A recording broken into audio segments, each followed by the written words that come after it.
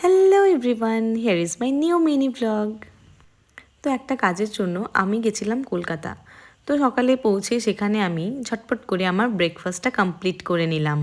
ব্রেকফাস্টে কী ছিল তোমরা তো দেখতেই পাচ্ছ। তারপর আমার ফোনের চার্জ না থাকায় আমি হাওড়া স্টেশনে বসে বসে ফোনের চার্জ দিচ্ছিলাম।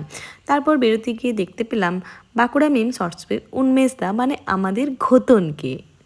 এবার আমি চললাম আমার নিজের কাজে। দরজায় কড়া নাড়ছে বসন্তকাল, দ্যাটস ভেরি ফাইন।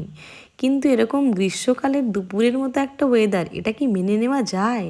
তাও মেনে নেওয়া আর মানিয়ে নেওয়াকেই জীবনের প্রিন্সিপাল মেনে আমি এখন চললাম শিয়ালদা মেট্রোর দিকে।